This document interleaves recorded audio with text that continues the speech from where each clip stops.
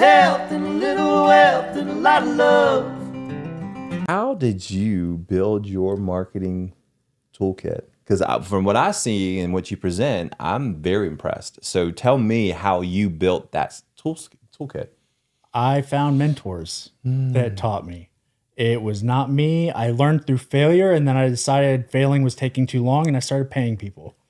So I Buy someone's 10,000 hours. I say that on almost every single episode. If you can be in a position to buy, my whole ebooks on this, I had a gift method, which sounds cheesy, I know. But every acronym is really. Right. But G represents grow. Grow your skill sets. Yep. I tell kids that you should grow your skill sets before you do anything else. 100%. And put all your money into that. Don't worry about stock market. Don't worry about real estate. Put your money into and I still do it. And people set aside. And again, and this is what this podcast is about. So grow is this category and thrive. So I is initiate financial freedom, which is like understanding specific investments. Then F is like forge financial strategies, like building wealth. Yep. And then thrive.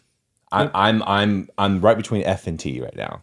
Anyway, I agree with you. And I think that definition varies for what your goal in life is. Like, if anybody's out there listening, I would tell you, you can't build anything without figuring out what lifestyle you want to build. 100%. Because I had to sit back and say, who is my ideal self? Mm-hmm. What's my ideal lifestyle for my family? How much does that lifestyle cost? Right. You can't do that with a W-2. Mm-mm. Because at some point, you're going to run into the threshold of somebody's not willing to pay you what you're actually worth. Right. Most companies need a 10x return on your investment of your salary. Right. If you're not providing that, they will find the next person who will provide 100%. that. So there are some exceptions to the rule. So I think that, we're high earners. We have some doctors listening and things like that.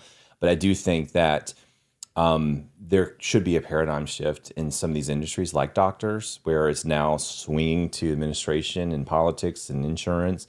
But if it swung right back to where it should be, it used to be that way, it'd be a powerful thing. I'll tell you, I don't care if you're a high earner or not.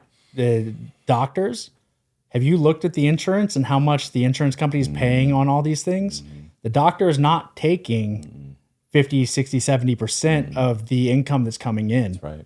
So I don't care how high of an earner you are. Right. If the company does not have the finances to function and continue to grow and scale, you are not worth it. Right. And so what they'll do is they'll grab a doctor fresh out of residency and pay them less, and they'll get rid of tenured doctors because of that, and they'll find a reason. I've seen it happen in the hospital system. I've seen it too. So it doesn't matter. If you are working for somebody else, you are at their mercy. Right. That is a fact. And I don't care how high of an earner you are. At the end of the day, we talked about this earlier. Mm-hmm.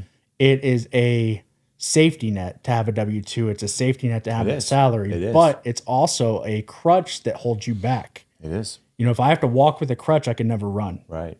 But if I ditch the crutch, like Forrest Gump. No, I love it. Run, Forrest. Yeah. The man had the bindings on his legs. Right. That is the salary holding you in place. That's right. As soon as you break free from those shackles, you might fall flat on your face a few times. Yeah. But you're also going to build that strength and that knowledge to figure out how to get through it. That's right. With a little health and a little wealth and a lot of love. That's a life that we live. Susan Scruggs.